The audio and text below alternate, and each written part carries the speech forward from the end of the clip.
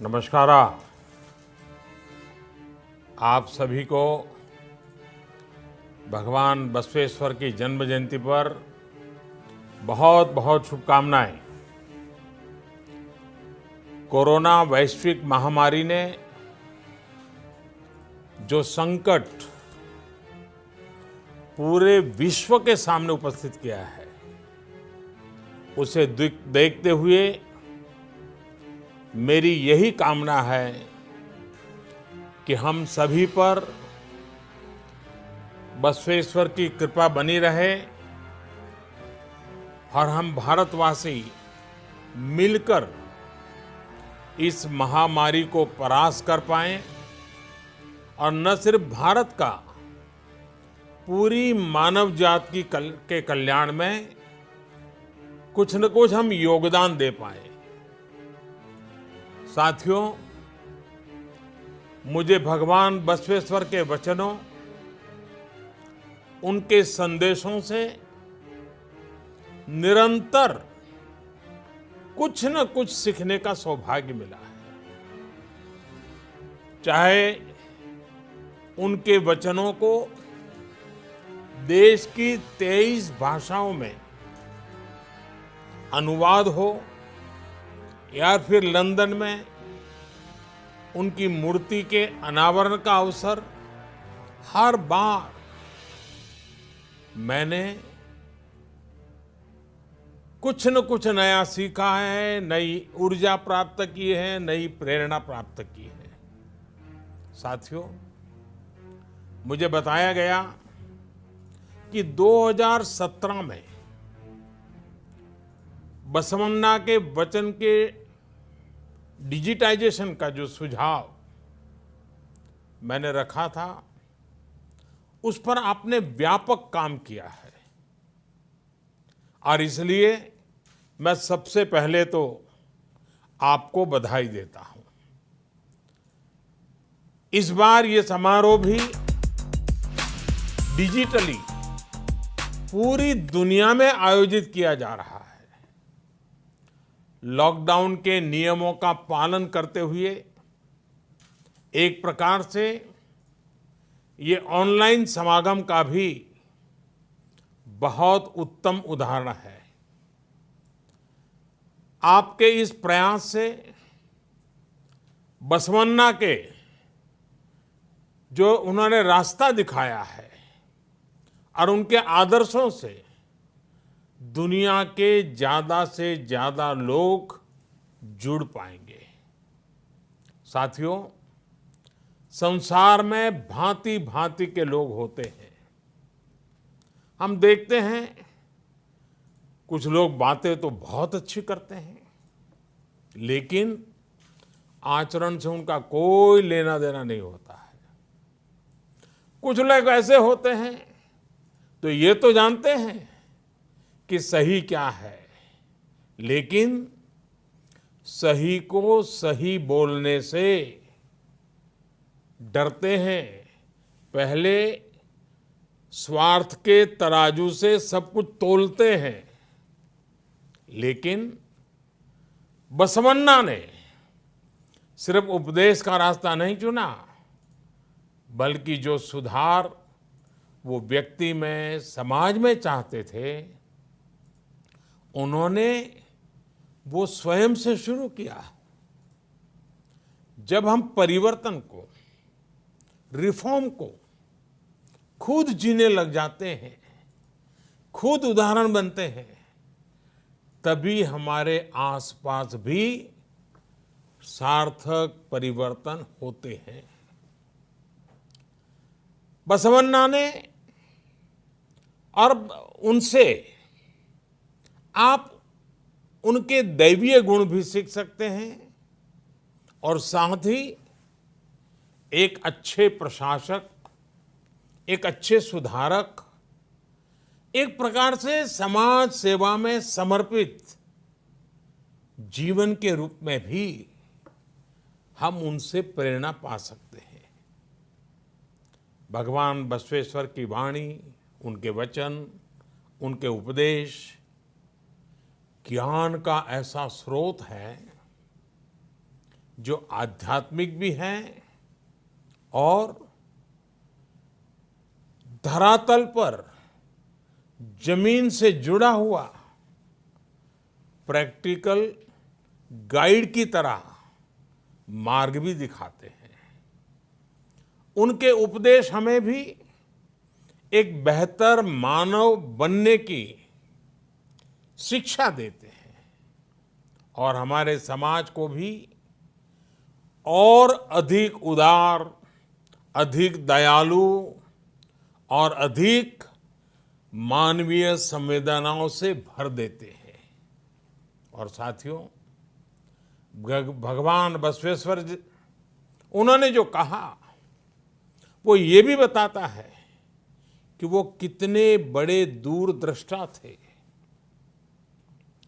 आज से सदियों पहले ही भगवान बसवेश्वर ने सोशल और जेंडर इक्वलिटी जैसे बड़े महत्वपूर्ण विषयों पर उस जमाने में समाज का मार्गदर्शन किया था। जब तक कमजोर को बराबरी का अधिकार और सम्मान नहीं मिलता, तब तक हमारी हर उन्नति अधूरी है। ये बात उन्होंने उस दौर में समाज को सिखाई थी। बसवन्ना ने एक ऐसे सामाजिक लोकतंत्र की नींव रखी थी जहां समाज के अंतिम पायदान पर खड़े व्यक्ति की चिंता पहली प्राथमिकता हो। बसवन्ना ने मानव जीवन के हर पहलू को छुआ है, उसको बेहतर बनाने के लिए प्रैक्टिकल समाधान सुझाए हैं। बसवन्ना ने हमेशा श्रम का सम्मान किया। उन्होंने मेहनत को महत्व दिया। वो कहते थे, समाज में बड़ा और छोटा हर व्यक्ति राष्ट्र की सेवा में एक श्रमिक ही है। कितनी बड़ी बात बताई है। उनका विश्व दर्शन करुणा और प्रेम से ही भरा हुआ था। ऐसा लगता था जैसे मानो उनकी आंखों में से करुणा और प्रेम के झरने बह रहे हैं। उन्होंने हमेशा अहिंसा और प्रेम को ही भारतीय संस्कृति के केंद्र में रखा। और इसलिए आज जब हमारा देश, हमारा भारत अनेक चुनौतियों को पार करते हुए आगे बढ़ रहा है, तो बसवन्ना के विचार उतने ही प्रासंगिक हो जाते हैं।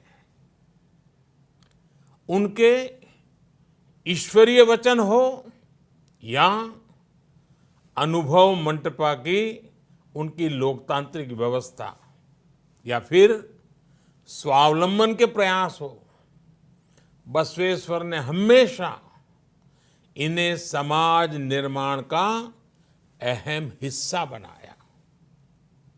समाज और प्रकृति का एक भाव, प्राकृतिक और सामाजिक संसाधनों का संयम के साथ उपयोग, उनकी ये भावनाएं जितनी सैकड़ों वर्ष पूर्व महत्वपूर्ण थी, आज भी उतनी ही महत्वपूर्ण है।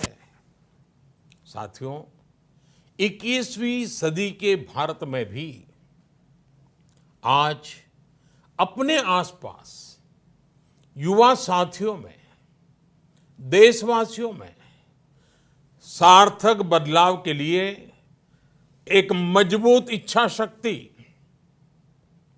मजबूत संकल्प शक्ति मैं हमेशा अनुभव करता हूं।